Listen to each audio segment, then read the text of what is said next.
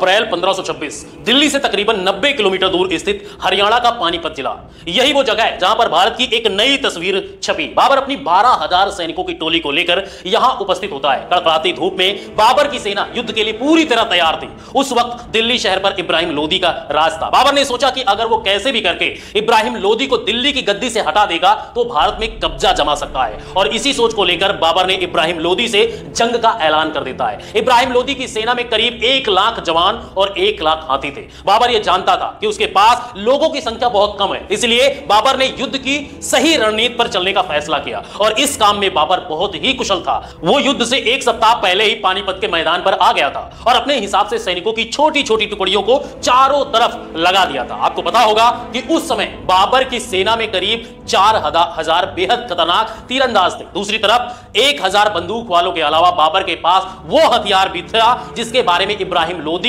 सोच भी नहीं सकता था, और वो हथियार कोई और नहीं बल्कि चलती फिरती आग बरसाने वाली तोपें थी। दोस्तों, हिंदुस्तान की किसी भी जंग में इस तरह की तोपों का इस्तेमाल सबसे पहले बाबर ने ही किया था। इसलिए यहां पर होने वाले युद्ध में अभी तक किसी को भी अंदाजा नहीं था कि इन तोपों का सामना कैसे करना है। बाबर जंग का ऐलान तो कर आया, लेकिन उसके अंदर कम सैनिक होने की वजह से थोड़ा डर भी बना हुआ था। 21 अप्रैल 1526 शुक्रवार की सुबह लंबे समय से जंग चलने के बाद, इतनी बड़ी सैनिकों की टुकड़ी होने के बाद भी इब्राहिम लोदी बाबर के बनाए जाल में फंस गया। इसका सबसे बड़ा कारण बाबर की सेना में मौजूद निडर सैनिक तो थे ही, और उसके साथ साथ तोपों की आवाज से सेना में भगदड़ सी मच गई। इब्राहिम लोदी की सेना को बिल्कुल भी अंदाजा नहीं था कि वो इन खतरनाक तोपों से कैसे लड़े, इसलिए वो सैनिक जंग का मैदान छोड़कर भाग लिए और कुछ शहीद हो गए। यहां तक कि तोपों की आवाज इतनी ज्यादा तेज थी कि लोदी के हाथी अपनी सेना को कुचलते हुए भागने लगे, जिसके कारण अधिकतर सेना तो ऐसे ही ढेर हो गई। ऊपर से बाबर के तीरंदाज सैनिकों ने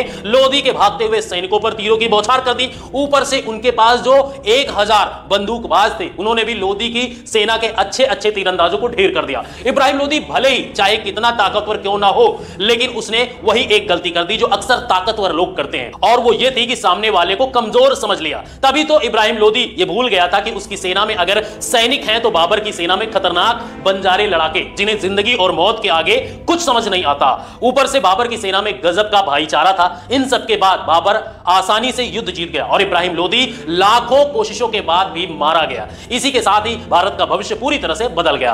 अगर उस दिन यह घटना नहीं होती तो आज दिल्ली का लाल किला नहीं होता, आगरा का ताजमहल नहीं होता, यानी कि आज भारत का रंग रूप कुछ और ही होता। इस लड़ाई को ही पानीपत का पहला युद्ध कहा जाता है। इस युद्ध में बाबर की जीत से ही मुगलों की एंट्री हो चुकी थी, क्योंकि दिल्ली की राजगद्दी पर बैठते ही बाबर ने मुगल सल्तनत का परचम लहरा दिया। और अब चाहे जो भी कहें, लेकिन एक बात तो कहनी पड़ेगी, 12,000 सैनिकों से 1 लाख की संख्या में सैनिकों को ढेर करना कोई आसान काम नहीं था, और बाबर ने यह कर दिखाया। इसी वजह से इन्हें एक कुशल लड़ाके के तौर पर जाना जाता है। पर क्या आप जानते हैं कि बाबर एक उच्च कोटि का लेखक भी था? दोस्तों, हमारे भारत में कई हजारों सालों पहले से कई सारे साम्राज्य आए और गए, लेकिन एक ऐसा साम्राज्य था बाबर का जिसने भारत में आकर अपनी अलग छाप छोड़ दी। जैसे कि हम सभी जानते हैं कि भारत में मुगल साम्राज्य की शुरुआत करने वाला पहला मुगल बादशाह बाबर था। बाबर उज्बेकिस्तान से भारत आया था। आपको बता दें कि बाबर एक पैदाइशी योद्धा था। उसने अपनी जिंदगी में कई सारी लड़ाइयां लड़ी। अपने पिता की ओर से तैमूर का जो 5वां वंशज था, और अपनी मां की ओर से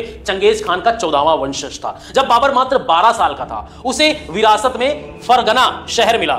उसके बाद वहां का बादशाह बना, पर बाबर का सपना किसी एक शहर पर बादशाह बने रहने का नहीं था। इसलिए 14 साल की उम्र में उज्बेकिस्तान के शहर समरकंद को जीतकर बाबर ने अपने साम्राज्य का विस्तार किया। साल 1505 तक बाबर कई सारी जंग लड़ चुका था और अपने राज्य का अच्छा खासा विस्तार कर चुका था, लेकिन अब उसकी नजर भारत पर जाती है। अगले 20 सालों तक बाबर अपने मुगल साथियों के साथ भारतीय उपमहाद्वीप पर कब्जा जमाने की कोशिश कर रहा था, लेकिन कामयाब नहीं हुआ। और सन 1526 में बाबर की नजर भारत के सबसे अमीर और शक्तिशाली शहर दिल्ली पर पड़ी। उसने यह सोच लिया था कि अगर भारत पर राज करना है तो दिल्ली को जीतना होगा, और पानीपत की लड़ाई से उसने दिल्ली पर अपना कब्जा जमा लिया था।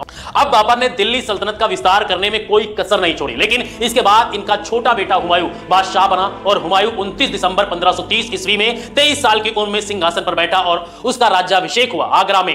परंतु हुमायूं का जीवन संघर्षों से भरा रहा। जून 1539 में हुमायूं चौसा के युद्ध में शेर शाह सूरी से हार गया और किसी तरह जान बचाकर भागने लगा, वहां से भाग गया। उसके बाद हुमायूं सालों साल तक भटकता रहा, लेकिन बाद में अपनी कुशल रणनीति की वजह से हुमायूं ने काबुल और कंधार में फिर से अपना कब्जा जमा लिया। आपको बता दें कि 30 जुलाई 1555 में हुमायूं दोबारा दिल्ली जीतने में सफल हो गया। दोस्तों, हुमायूं अफीम का बहुत बड़ा शौकीन था और यही कारण है कि अफीम से ही उसकी मौत हो गई, क्योंकि अफीम के नशे में जब वो सीढ़ियों से गिर गया तो उसकी मौत हुई। हुमायूं के बाद मुगल सल्तनत पर अकबर का राज हुआ। अकबर सभी धर्मों का अच्छे से सम्मान करता था, इसलिए आज भी अकबर को बहुत ही अच्छे नजरिए से देखा जाता है, क्योंकि अकबर एक ऐसा राजा था जिसने भारत को सकुशल आगे बढ़ाने का निर्णय लिया।